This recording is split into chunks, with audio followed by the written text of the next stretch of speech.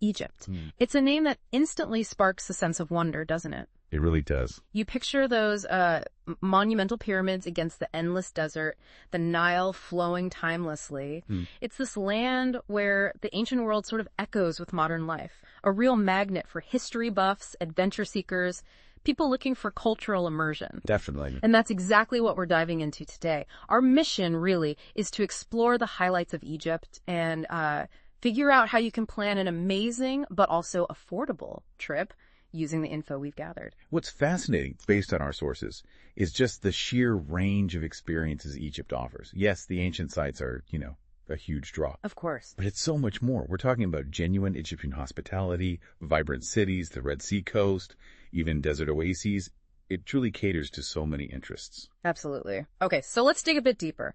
Why should someone visit Egypt? Beyond the obvious, like the pyramids and temples, what else makes it compelling? Well, one thing that comes up again and again in our sources is the hospitality. Oh. It's often described as genuinely warm, not just standard tourist service. People really notice it. That's nice to hear. Yeah.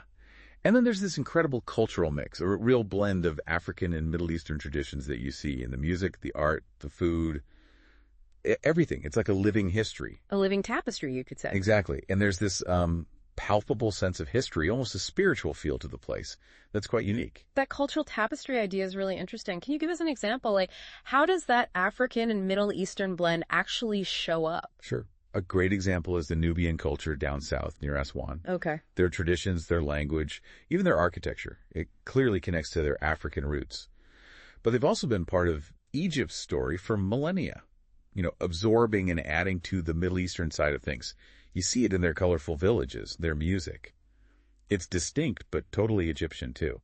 Fascinating. So it's not just about looking at old stones. It's about experiencing this living culture. Precisely. All right, let's navigate through some key spots. First up, Cairo.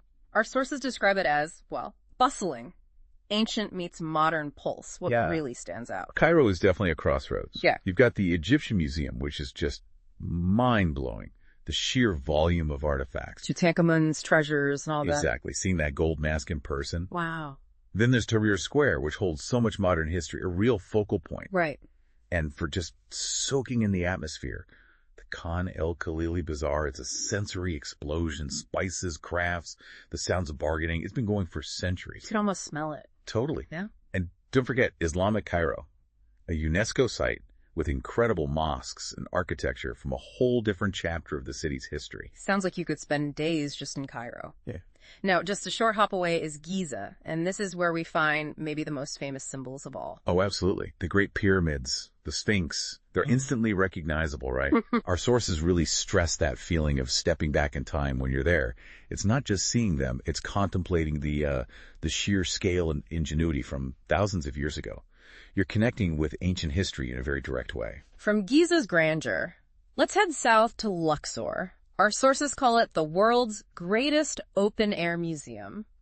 Big claim. It is a big claim, but honestly, it kind of fits. Why is that? It's the incredible concentration of major sites. You've got the Karnak Temple Complex, massive, built over centuries. Okay. Then the Valley of the Kings, where Tutankhamun and other pharaohs were buried. Right.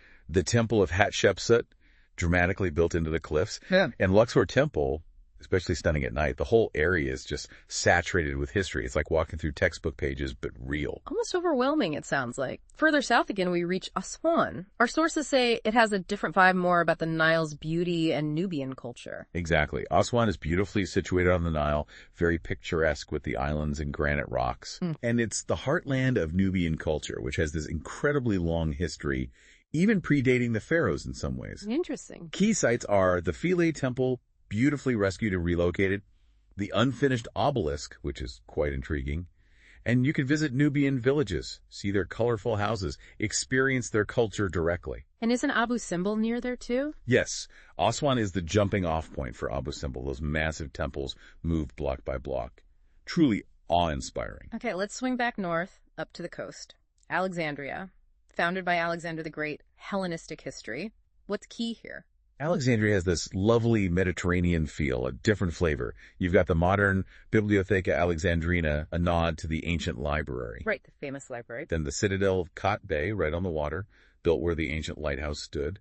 You can explore the Roman amphitheater, and the catacombs of Sharm El Sheikh are fascinating. They mix Egyptian and Greco-Roman styles. A real blend of histories there. Now, completely shifting gears, Sharm El Sheikh and Hurghada on the Red Sea. This is the resort side of Egypt, yeah? Totally different. This is where you go for sun, sea, sand, and incredible diving. The coral reefs? World class. Amazing marine life. So scuba diving, snorkeling, that's the main draw. But you can also do desert safaris, just relax on the beach, enjoy the nightlife. It's a great contrast to the historical sites. A chance to unwind after all that history. Exactly. And finally, one more unique spot. Siwa Oasis. Sounds remote and peaceful. It really is. Out in the western desert near Libya, it's serene, offers a deep dive into traditional Siwan culture, which is Berber-based, quite distinct. Okay. You have the ancient oracle temple of Amun there, plus these amazing salt lakes you can float in, natural hot springs. It's very tranquil, a different pace of life. Wow. Okay. Egypt really does offer an incredible range. Now, the big question for many listeners, affordability. Is it possible to do this without, breaking the bank? Well, our sources do highlight that Egypt is generally quite affordable compared to many destinations. That's good news. Yeah. And they introduce tools like FlightNHotels.com specifically to help manage those costs, flights, accommodation, even car rentals. So FlightNHotels.com, what exactly is it? How does it help? It's basically an online travel booking platform. Mm-hmm. Our sources describe it as pretty comprehensive. It lets you compare flights from lots of airlines, find hotel deals, book car rentals affordably, all in one place. Kind of a one-stop shop for the main travel bits. Pretty much. It streamlines things, gives you a clearer picture of the costs involved, useful for travelers from, say, the U.S., India, Europe, planning budget-friendly trips. Okay. And what are the specific advantages mentioned for using a platform like this? Several things stand out. One is this idea of global access. Local deals, meaning it connects you to worldwide options, but potentially finds pricing that's competitive locally. Okay. Then there's the user-friendliness, intuitive searches, clear price breakdowns, different currencies supported, makes booking less hassle. Always good. Security is also mentioned using trusted payment partners. And a best price guarantee, which implies you can compare and feel confident you're getting a decent deal. Practical stuff. Now, to make this concrete, our sources included a sample 10-day itinerary. Can you give us the gist of how that uses FlightNHotels.com? Sure. It kicks off with a couple of days in Cairo and Giza, mentioning booking hotels via FlightNHotels.com. Right. Then it suggests flying to Luxor again, booking flights through the platform. Makes sense. Days 5 and 6 are in Aswan, maybe a Nile cruise involved. The implication is you'd book accommodation or maybe even the cruise elements there too. Okay. Then a couple of days relaxing at a Red Sea resort, suggesting booking the resort via FlightNHotels.com. Got it. And finally, it proposes heading to either Alexandria or Siwa Oasis, using a rental car or domestic flight booked through the platform. So it shows how you can use it for different parts of the trip logistics. So it provides a sort of framework people can adapt. Useful. Lastly, any key practical travel tips from our sources? Best time to go, currency, safety. Yeah, definitely. The best time to visit is generally October to April. The weather's much more pleasant then. Avoid the summer heat. Exactly. Currency is the Egyptian pound, EGP.